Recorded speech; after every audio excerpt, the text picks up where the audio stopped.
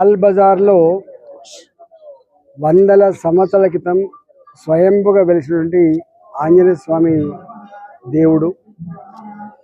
అనాదిగా ఈ ప్రాంత ప్రజలంతా కూడా మొక్కులు చెల్లించుకొని శ్రీరామనవమి సందర్భంగా కళ్యాణ ఉత్సవాన్ని కూడా జరుపుకున్న ప్రాంతం ఇది. ఈ మధ్య కాలంలో అంటే కరోనా వచ్చినప్పటి నుంచి ఆ బ్యాడ్ డేస్ని ఆసరా చేసుకొని దీన్ని మూసేసి ఇవాళ సివిలియన్స్ ఎవరైతే ఉన్నారో ప్రజలకు ఆంక్షలతో కూడినటువంటి పూజలు, ఆంక్షలతో కూడినటువంటి ఈ అలవ్ చేయడం అనేటువంటిది స్థానిక ప్రజలంతా కూడా ఇబ్బంది పడుతూ ఉన్నారు. నేను ఇద్దరితో మాట్లాడినా,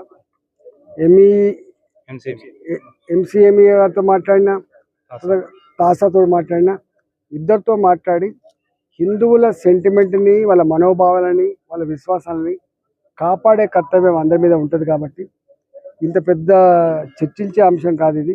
వాళ్ళకి వెనకకెళ్ళి ఆ రోడ్ ఉంది, రోడ్ అప్రోచ్ ఉంది కాబట్టి ఆ రోడ్కు ఒక గేట్ కనుక పెడితే పర్మనెంట్గా వాళ్ళు పూజలు చేసుకునే ఆస్కారం ఉంది. లేనట్లయితే వెహికల్ని అలౌ చేయకుండా ప్రతిసారి ఐడెంటిటీ కార్డు చూపించి పూజకు రావాలంటే ఎంత ఇబ్బంది ఉంటుందో తెలుసు.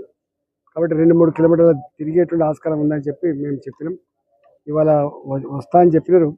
నాకు తెలిసి దీని మీద రాజ్నాథ్ సింగ్ గారికి, రక్షణ శాఖ మంత్రి గారు కూడా, ఎందుకంటే మిలిటరీ కంటే ముందు ఇక్కడ పూజ ఉంది, ఇక్కడ పూజ ఉంది. భగవంతుడు అందరికి భగవంతుడే కాబట్టి అందులో ఆంజనేయ స్వామి ఆయన శక్తిని బంధించడానికి ఎవరికి హక్కు లేదు. కాబట్టి డెఫినెట్గా దీని మీద మరొకసారి అప్రోచ్ అయ్యి ఇక్కడ అధికారులతో మాట్లాడతా, కాని పక్షంలో రాజ్నాథ్ సింగ్ గారితో మాట్లాడి ఈ సమస్యకు ఒక పరిష్కారం అయితే వెతుకుతాం.